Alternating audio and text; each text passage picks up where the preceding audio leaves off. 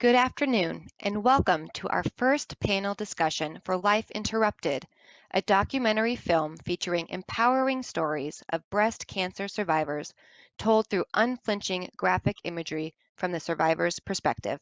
My name is Brittany Thomas, and I will be your moderator for the event.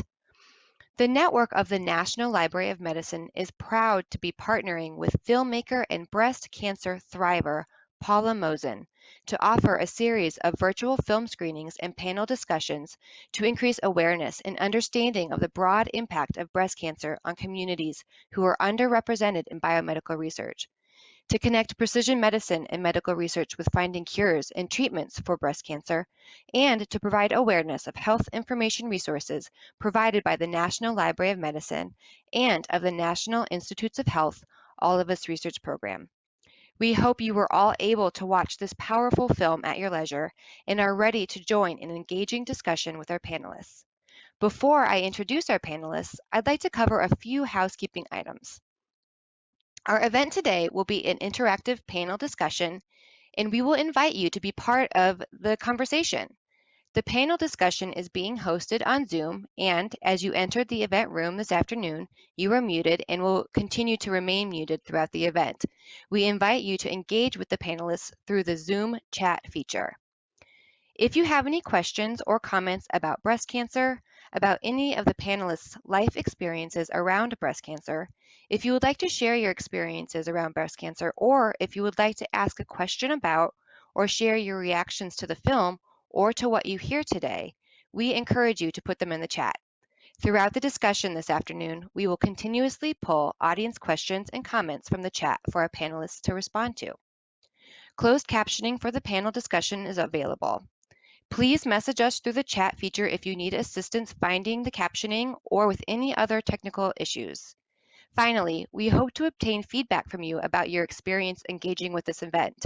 We will use feedback received from the audience to help us plan future film screening events for the general public.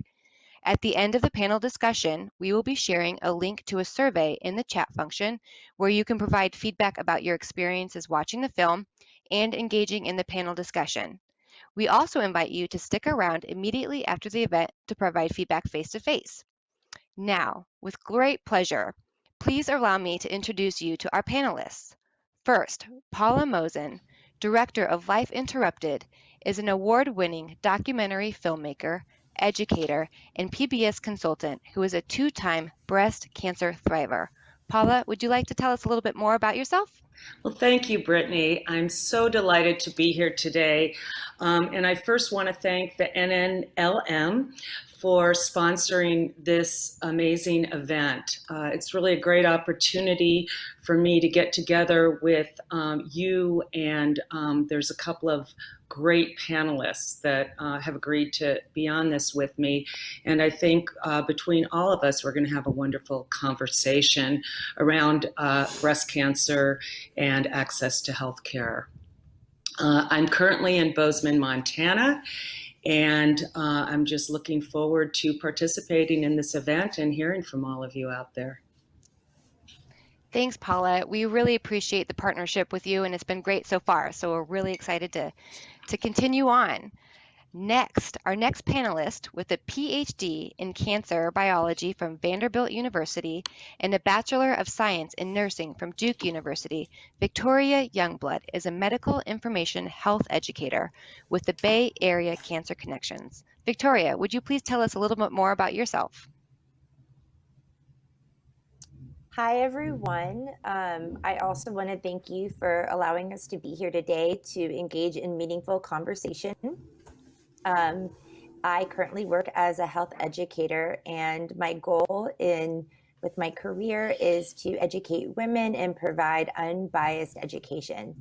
I am currently living in the Bay Area, Northern California, and I am very much looking forward to the conversation today and the discussion about the film. Thank you, Victoria. All right.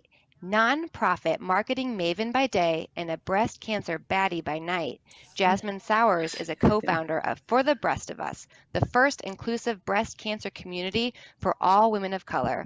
Welcome, Jasmine. Would you please tell us a little bit more about yourself? Hi, Brittany. Thank you guys so much for having me. I'm excited to be here tonight. My name is Jasmine Sowers. I was diagnosed with breast cancer at 26 in 2016. My experience really allowed me to see the lack of diversity and inclusion in the breast cancer community, not just for young women being diagnosed so young, but also for women of color, specifically for Black women and Latina women, and the health disparities that we face.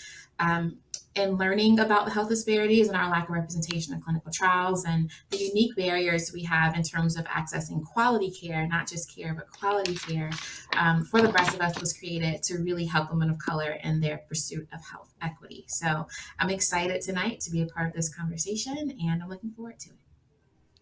Thank you so much for being here, Jasmine. All right, let's get into some questions. And as a reminder, we're very excited, and our panelists especially are very excited to answer the questions that you have for them. So please, please, please put some in the chat.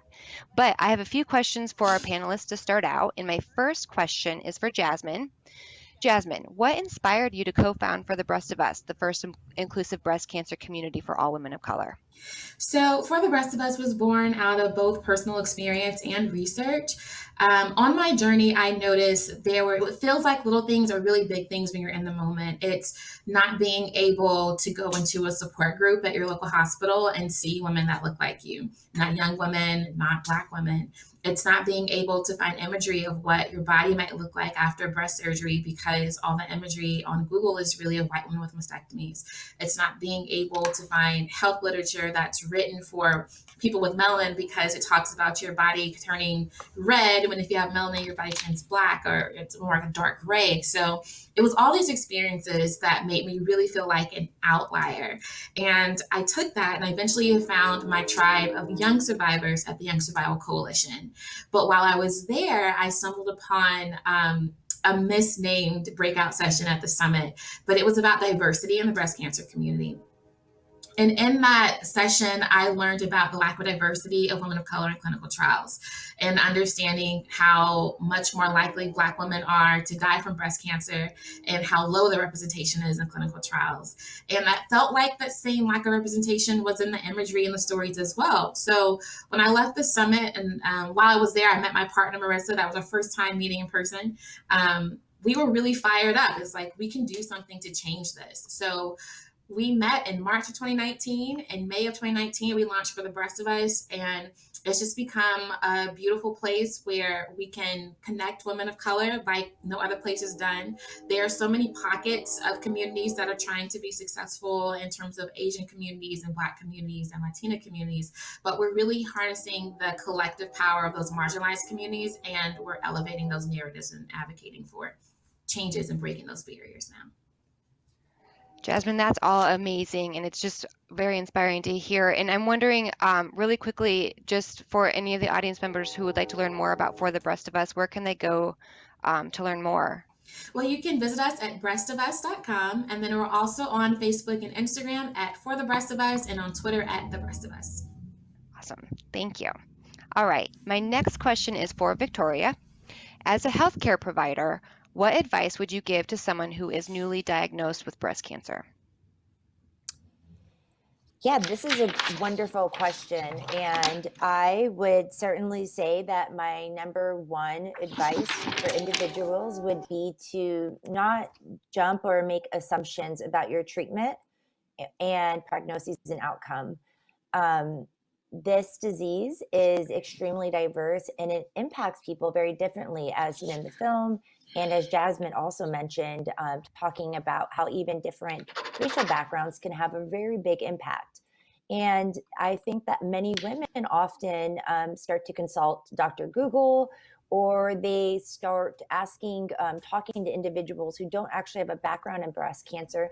And doing so can really cause a lead of misinformation and fear.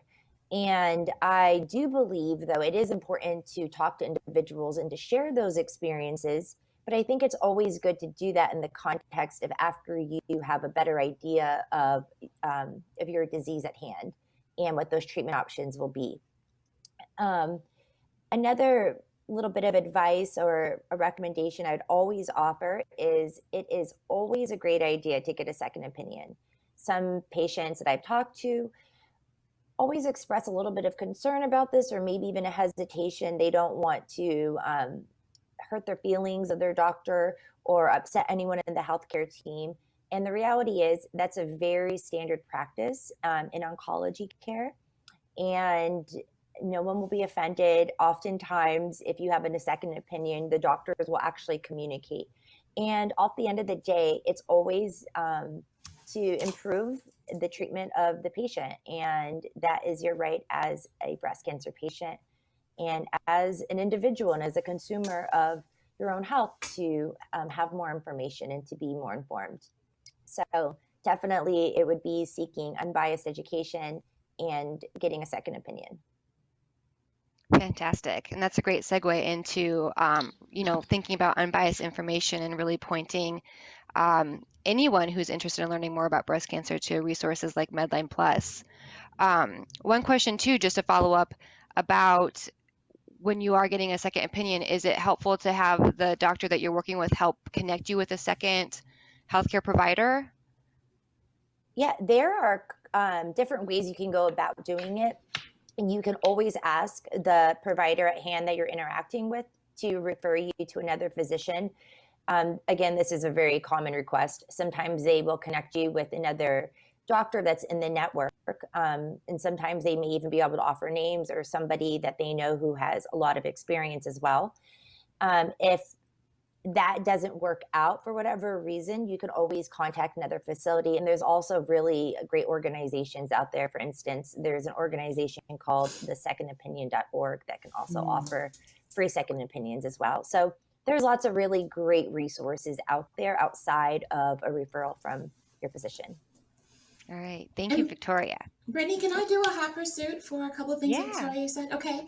So I want to speak to one, as being a patient and then a patient turned advocate. So For the Breast of Us has a Facebook group called the Breast Cancer Baddies, where we've really kind of allow women to ask questions. But one of the things that I try to encourage women all the time is to understand how different our bodies are. Like, our diagnosis can sound the same and really be handled completely differently. So when we're engaging with women, I encourage women to share their experiences, but not to share medical advice, because sometimes that's what happens. It's, you should do this because I did this, when really it's this is what happened for me in my situation. And then the other thing I want to touch on in terms of seeking a second opinion, self-advocacy is really, really important, especially for young women and women of color. I know for me, I was initially misdiagnosed at 25, and it took me about 6 or 7 months to get to a doctor that was willing to take the concern seriously. And that was from a lack of information. So I myself, not wanting to question the doctor, and I know so many other women that don't feel comfortable questioning the doctor, but self-advocacy and making sure that you understand everything that goes on is so important when you're initially diagnosed. Yeah, and I'll jump in there too if I can. In the film, Debbie talks about how you need to shop around for doctors until you find a good fit. And I think that is so important. I think we often don't trust ourselves. And, to what Jazz said about, self-empowerment, I think that is so key, and that each person has to do what's right for them. It's not just that we have different bodies and different tumors, but we have different lifestyles. We have different things going on. We have different insurances. I mean, it goes on and on and on. And so I think it's so important for people to trust themselves. And, I just want to say, I think as patients, we want to trust doctors because, they're supposed to know what's going on, but they're not going to know every single thing about us. We're still going to be our most knowledgeable person. And then another thing that I've noticed, and I don't know, Jazz, if you've felt this way, I've had so many surgeries that once I am with a doctor, I don't want to piss them off because my body's on the table, and I'm the one that they're going to be cutting up. So I think there's a natural tendency. You do want to feel, you want your doctor to like like you. But I think in the beginning, it's so important to take the time to get a good rapport with that person. You feel under the gun, like you've been diagnosed, you got to deal with all this stuff in a really short period of time. But take a breath, and then do right by yourself. And I'm going to I'll be honest and say that I built emotional connections with my doctors. But if I wasn't getting the information that I needed, I was like, I had to find somebody new. So it wasn't like a second opinion. It's like, bye. I mean, I'd have to just find someone that's going to talk to me in a way that I understand. And, but there is like an emotional bond that you build. But at the end of the day, it's your health that's on the line. And when you talk about doctors not knowing everything, this really speaks to, and when I reviewed the documentary, I talked about the importance of treating patients like people and not diseases.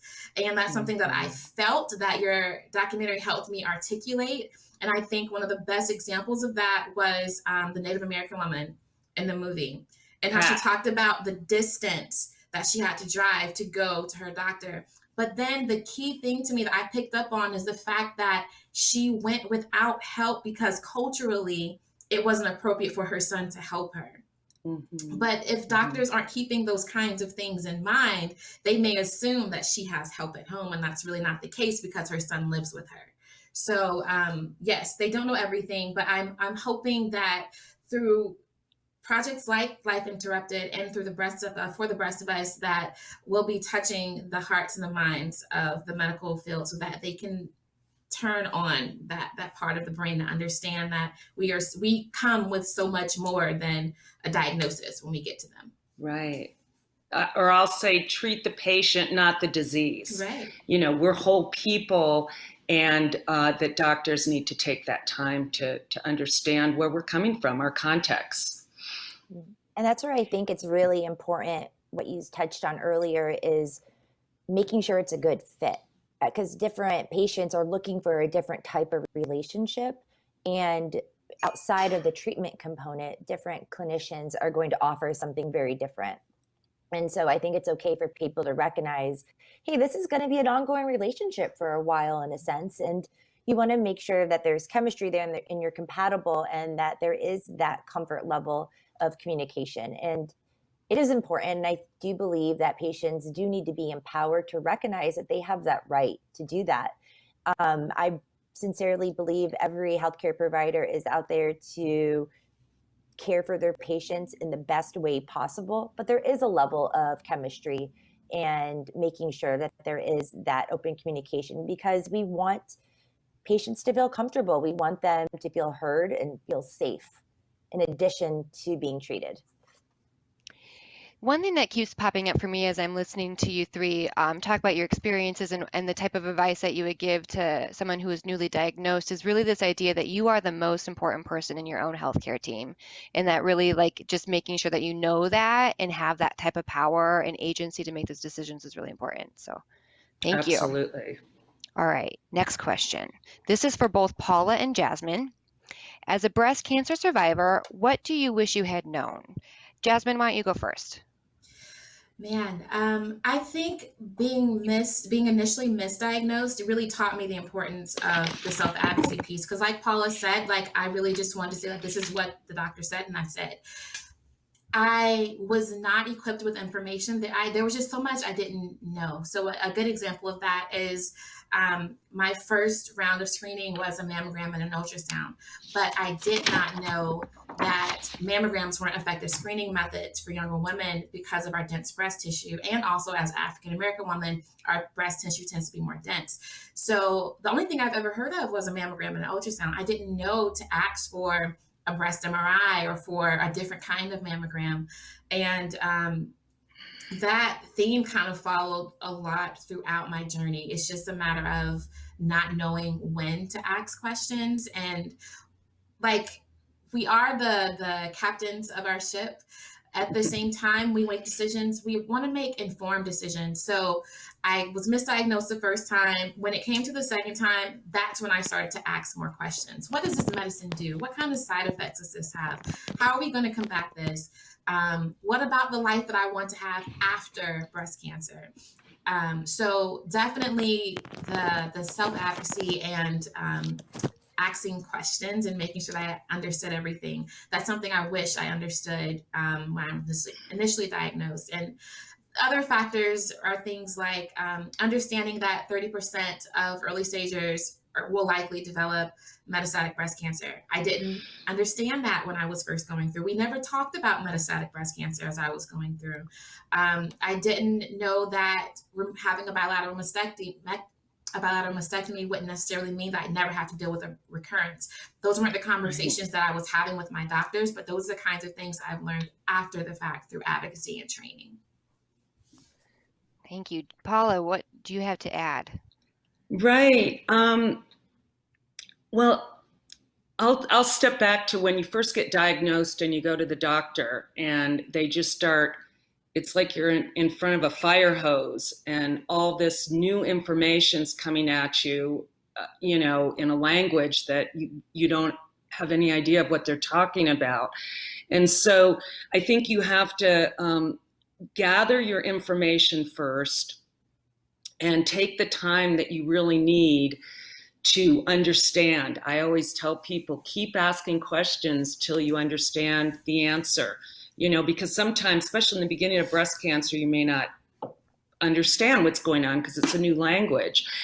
And I think, as in the film, I think it's so important to bring someone, if you can, to the appointments with you, because I know in my case, when I started hearing things I didn't want to hear, my brain just shut down. And so it's important to have somebody who can be there, an advocate for you, and also that can hear clearly and write down the information. So in a real practical way, I tell people to get a nice notebook with envelopes in the sleeves, because often there's, tests reports or pamphlets or whatever that, you can put in there and then later take the time to go over. A couple other things that I learned were obviously the support group thing I think is really, really important.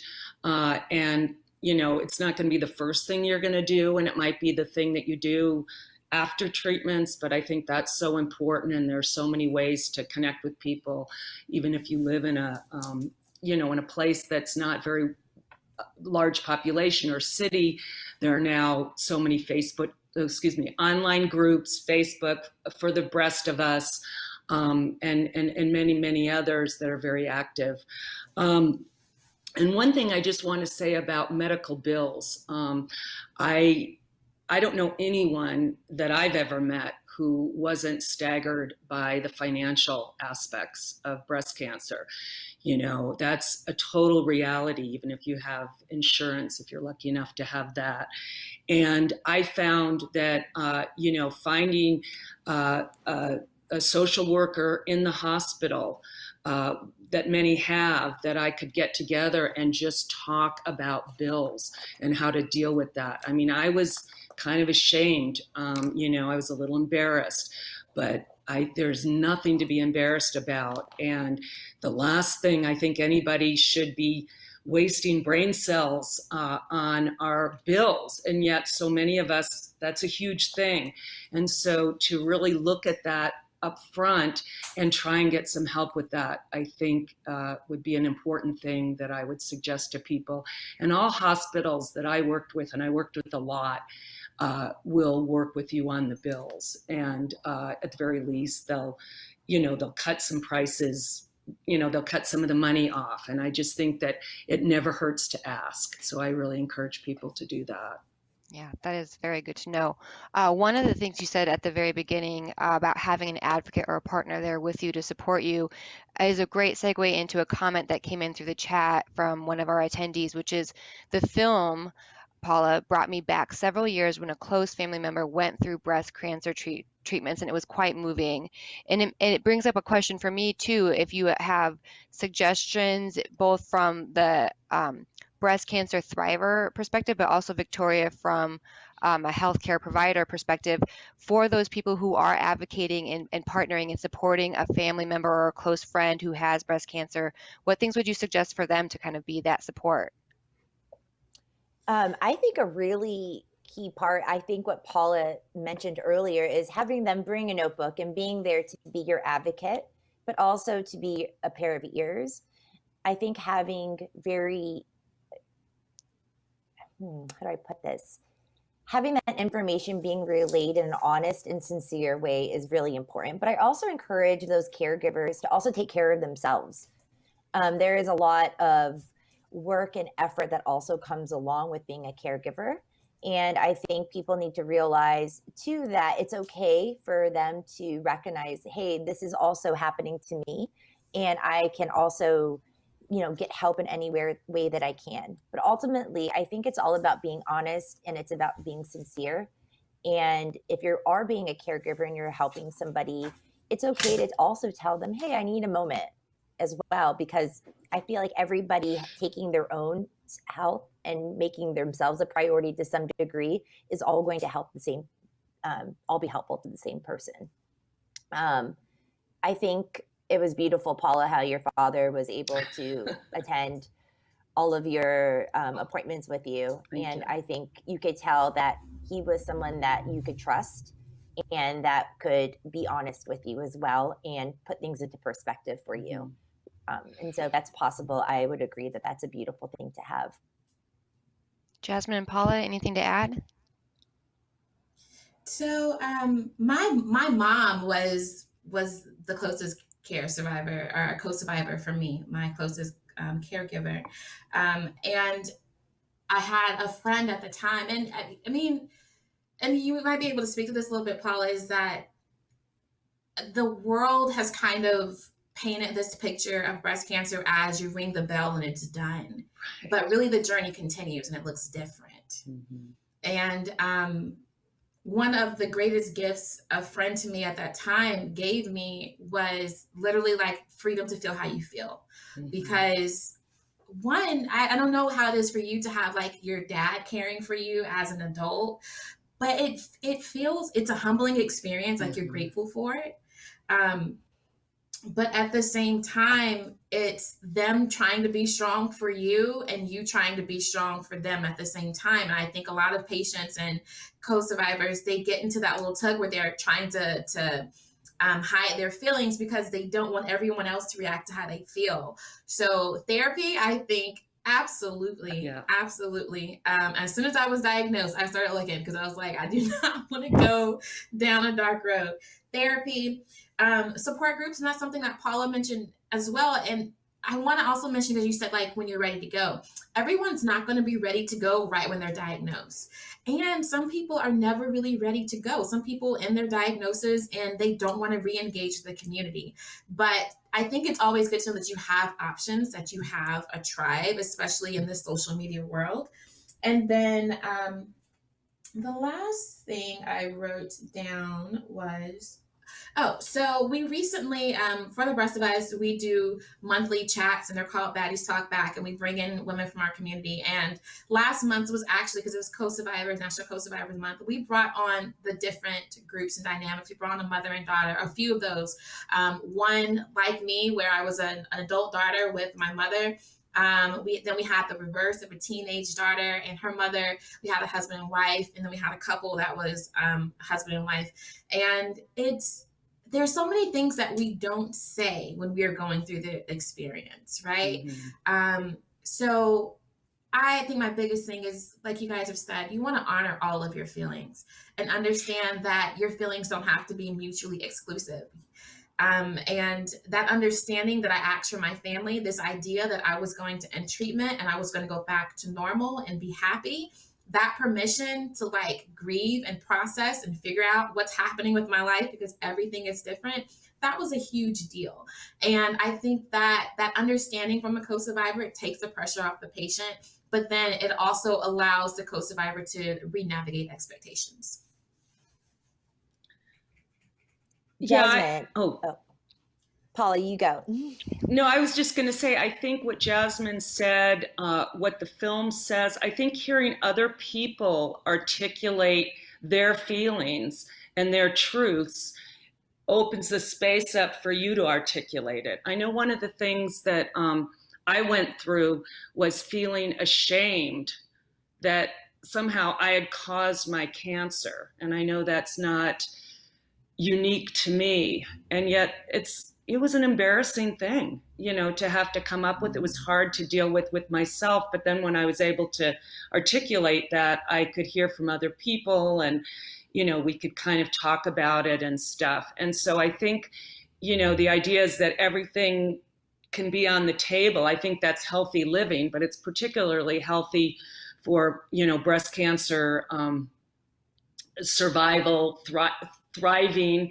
And definitely, I had the experience where, after I was diagnosed, I got myself into therapy. I thought, if I ever need therapy, this is the time, It's like, this would be a great time to do it. And I think if people are fortunate enough to, be able to have access to that. I know on the Breast of Us, you guys have some great therapy referrals for Black girl therapy. I just think that's wonderful, because so many things come up, it kind of cancer just, it's like digging and turning everything over, nothing really gets left behind because it's so all encompassing. So it's a time to really, go into yourself and do some of that work. I think is, it's perfect.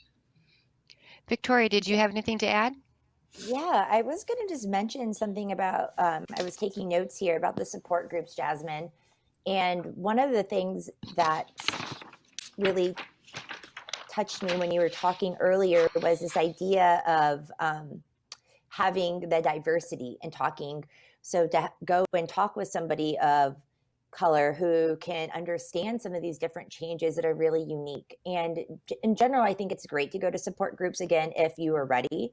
But beyond that, I would urge individuals to find support groups that are very much in tune with the diagnoses as well as that cultural background.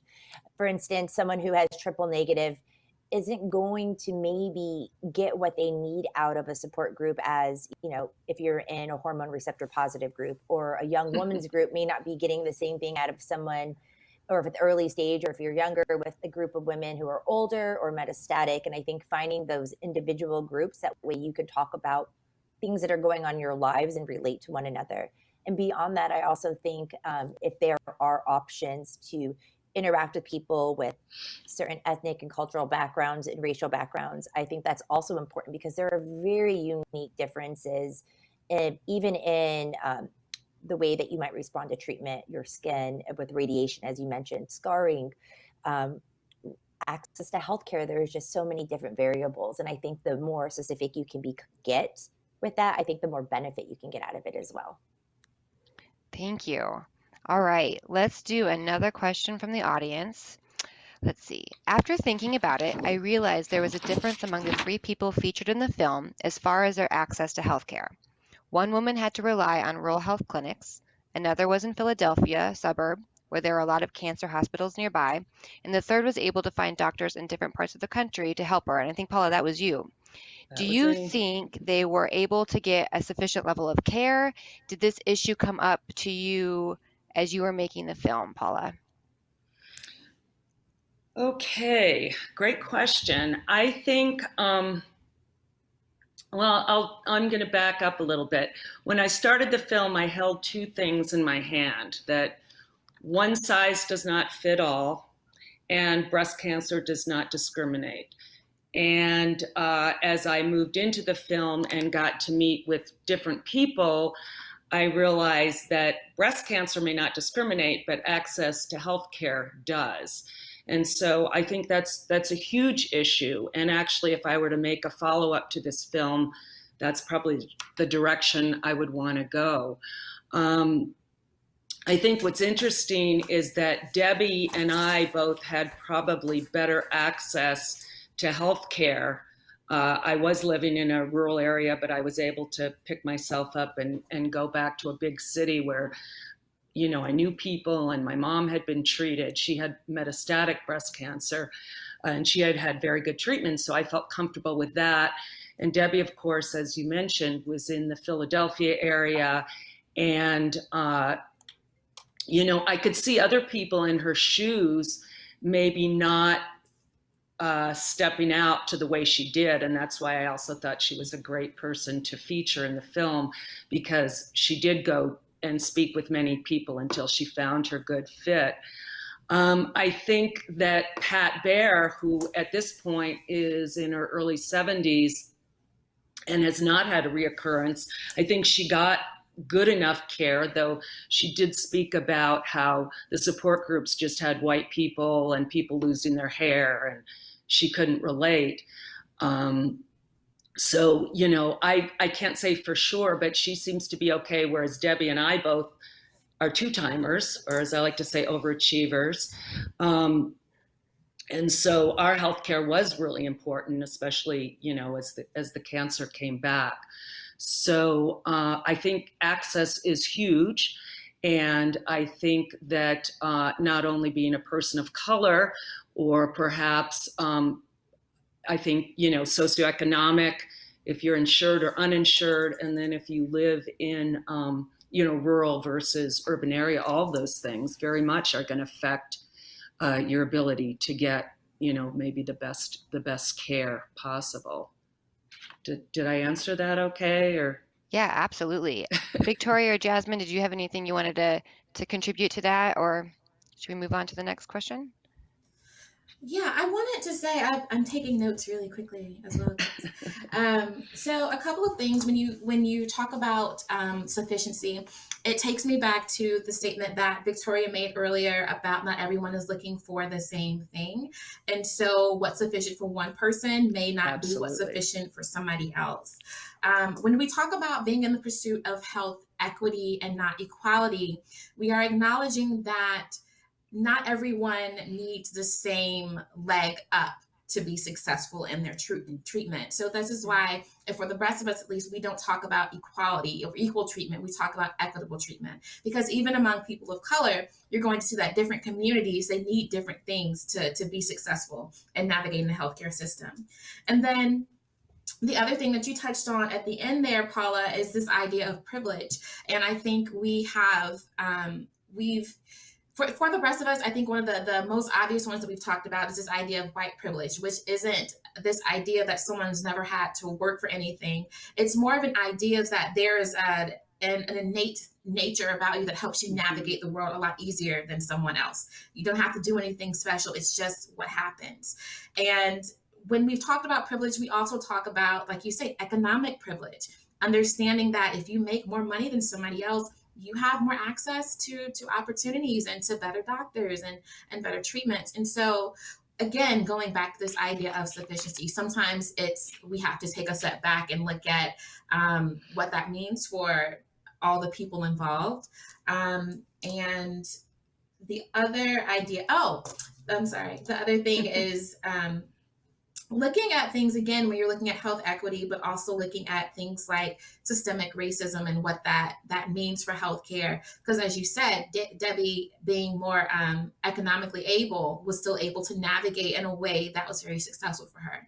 When you think about things like systemic racism or implicit bias on behalf of doctors, you're really looking at, like you said, it's not breast cancer that discriminates, it's the policies and the procedures and the architecture. So even if you removed all of racist people out of that structure, the policies are still going to benefit some people more than others. So I think that's also a really important piece when we talk about sufficiency and health equity. Thank you, Jasmine. Victoria, do you have anything to add? I think I would end up repeating half of what you guys said. So I think you ladies really nailed that one and really brought up really key points. And again, thinking about the idea that even if you were to remove certain biases, the structures that exist around in the healthcare system very much are challenging. Absolutely. So, All right. Well, next, the contribution from the audience is a comment that I will read out right now. Already, you have touched upon two issues that I have had with my own journey. Follow your gut when meeting potential caregivers. This person switched over to a different medical oncologist who was outstanding, and Right. like Jasmine, was misdiagnosed and told to wait another 6 months and come back for another mammogram. I had already waited 6 months since finding the mass. This person stood their ground, and the radiologist suggested a BX, which turned positive 12 years later. Same commenter said these are all amazingly helpful suggestions for getting through the journey. That's What's your awesome. response or reaction to that comment? I'm happy that she was able to navigate, but unfortunately for me, it's not uncommon in my community, and for the baddies, it's not uncommon for the Black women or the women of color that I've talked to. It's not uncommon for especially young women. I have heard so many young women that talk about, like you've mentioned before, Paula, this idea of being embarrassed about challenging. So many young women have talked to me about being embarrassed for saying, no, I really think you should check this out. And being having to feel a way about pushing back, and then it turning out that they were right because they trusted their body. So I'm glad for that person that they were able to navigate that experience. But I think it does reinforce the importance of knowing your body and self-advocacy. Yeah, and I just want to say, since making the film, I get a lot of people calling me up or emailing me with whatever their stories, or they want some advice. And I've heard the young woman story over and over and over again about you're too young, it can't be breast cancer. I mean, I think Debbie even says that in the film. So I think when you're a young woman of color, you've got sort of two layers of things, many more, of course, but just those two things where you have to just keep, pushing through. And, at the very least, you go to the doctor and they're like, okay, they test you and it's not cancer. Yay. I mean, it's so worth pushing through because, your health is the most important thing. Yeah. And the other thing, you had said something about dense breasts. In Canada, they have a law that if women have dense breasts, they get some notice, so that they just realize that that's another thing they need to, be careful of. And I had very dense breasts, as my mom did. And my mom was diagnosed metastatic, and she had had mammograms for years, and as had I. And they thought that she had stomach cancer. She was going to have her stomach removed. And then they found out later, I mean, this is like a whole other story. I didn't have room for it in the movie. But, she was actually set up to have her stomach removed, which is huge. And then some doctor was just like, no, I think the cancer's, it still looks more like breast cancer because it had, gone to her stomach. So, the point is that doctors, even the best doctors, make mistakes. And so, we can't, I think that's maybe the most important thing that we've said so far, is that people should trust themselves. And if something is bothering you, get it checked out. That's so important. Yeah, well, you said, go ahead. Yeah. I do want to comment on one thing about this. It is very important to be your own self-advocate. And I do want to just emphasize that when a physician, you go in and say, I think I have a lump, and you have like the individuals in the film that their physicians are telling them, oh, you're too young. I really don't believe that's done with ill intent or in a way of not caring or listening. It's because from a statistical standpoint, it's very unlikely. It makes up a very small percentage of the population. And there is this pressure, and there is a lot of issues with over-treating and over-biopsying and overdoing it, that there is a lot of harm being done and a lot of burden. And so I think there is this very fine balance of making sure you catch as much cancer as you can, but without putting so many women through unnecessary harm and over-treating. And I think that balance and understanding that many individuals are trying to, walk that line very carefully. Another thing to be said, though, with that, even though it does make up a very small percentage, it's, maybe like around 5% of women are diagnosed under the age of 40. And that's a very small number. And then you drop that down to 35 and we're talking, 1 to 2%. But when you're thinking about 200 or 250,000 women being diagnosed every year, that's still a lot of people. But I do believe that it's not done in the sense of, we don't care. I think it's done more in trying to walk this very fine line of avoiding the overtreatment. But again, I think that's where, if you do have, a gut instinct, or you do feel like something is wrong, I think it is important then to get that second opinion, or to emphasize that to your healthcare provider. This doesn't feel right. This feels different. And going and seeing someone else and getting that second opinion and feeling empowered to do that. And Victoria, I was eventually referred out. So it was my OBGYN. I went from my primary care doctor to my OBGYN saying, I really don't think something's right. And she was the one that got me to a specialist. But it was the breast surgeon who used the statement that they are taught to look for horses and not zebras. And like my feeling for that was like, but we know zebras exist, so don't just write me off. Zebras exist. So I think from my perspective, absolutely understanding that you're right. And even if you get to a breast MRI, you're more likely to have to do unnecessary biopsies once you get to the breast MRI. But I think for me, Paula, I think I got that notice about dense breast tissue. Still didn't understand what that meant. Yeah. Still didn't understand what additional screening options existed. So I think it would have been helpful for my doctor to have had that conversation with me instead of writing it off, or perhaps sending me to a specialist, and not assuming that it was something that it wasn't. Because at least that was my experience, that it was like, oh, maybe it's this and we're going to write it off. So definitely having the empathy of understanding that it's likely not intentional. But then the challenge becomes the challenge is on the patient then to decide when it's worth pushing for the follow-up. Right. And making that decision about what works for you in terms of like those additional checkups and what's intrusive and what's not, and what's worth it for your own mental health and well-being and just peace of mind. That makes total sense. Absolutely. My next question, Paula, is for you.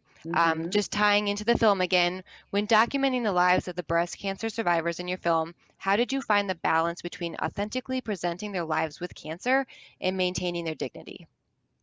Okay, well, that is a great documentary question. I would put that under ethics.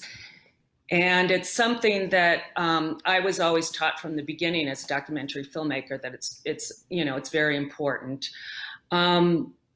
In this case, I would say it wasn't that difficult because, I was a member of the club that I was documenting. And so just interestingly enough, when I started the film, I had gone through a little bit of my own cancer, the first time. And I wanted to definitely reach out and talk to other women. And so that's what I did. And I kept track of my own situation, but I always thought that I wasn't going to use myself, that I wasn't that interesting, that, I could find much better stories elsewhere. And then as my particular story went south, that's when I started thinking, ooh, maybe I will use some of this. So in terms of ethics, it took me about 2 years to meet Pat Bear. She lives up on a reservation in Montana in the northern part. And the relations between white people and Native Americans are not great, understandably, because Native Americans have been, screwed over so many times historically. And so people tend to kind of keep to their own people. And it took me a long time to find her. I attended different seminars and meetings that, people were dealing with healthcare. And then it took me a while for her to, get my trust, for me to get her trust. And she was just such a lovely person that, we continued on. And so when I filmed her story, everything was, she wasn't going to take her clothes off and show me different things. And that's culturally, her culture is very conservative in terms of, sexuality. And so I, wanted to, obviously keep that in a way that she would feel comfortable. And every time I asked her questions or when we were editing the film, it was always in the front of my mind, would Pat be okay with this? And since the film's been out, she's been with me. Before COVID, we did some live screenings, and she's very proud of the film and feels really good about it. So that made me feel like I did right by her. And then Debbie, who was much more like me, like, here's my stuff, and, you can shoot me doing anything. And so we did. But at the end of the day, because my story had so much sort of graphic stuff in it, I decided I didn't want to make the film super, super graphic, and that we ended up using, stuff from my surgeries and things like that. And so, I guess I kind of went by the idea that I wouldn't want to ask somebody else to show something that I wouldn't do myself. And so those were kind of some of the guidelines that I went by. And, that's how I think that I did things ethically and in the right way. If I was not in the film, I would still go by those same things. But being in the film, I think, made it one step easier in terms of that. Thank you so much, Paula. Yeah, it was a very intimate film. I think we really felt very connected with all you and the other two breast cancer thrivers. So it was just a really powerful and moving film. I have a couple more comments from the chat, and then I'm going to end with one last question before we close up the panel. First comment is, we had just moved back to Chicago from Tampa, and I was so fortunate to have the care that I did from excellent professional services as well as insurance. Even with all that, it was so helpful to see pamphlets in my MD's office about lesbians and breast cancer. Mm-hmm. It meant a lot to both my partner and myself.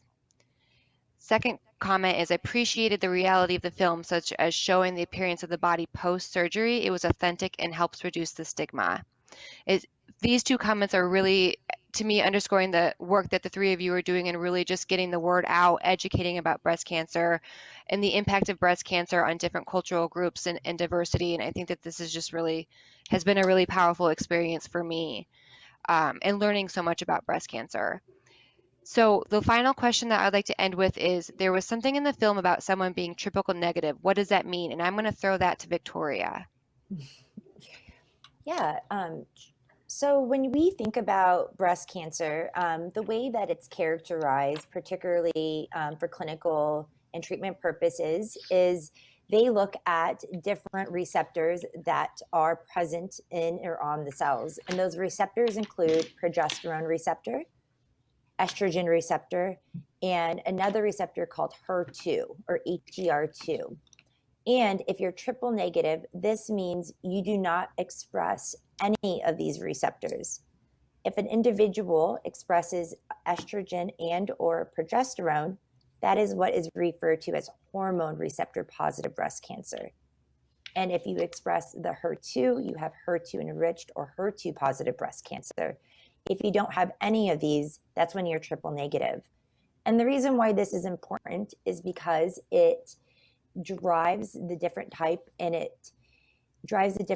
of treatments that are going to be available to you.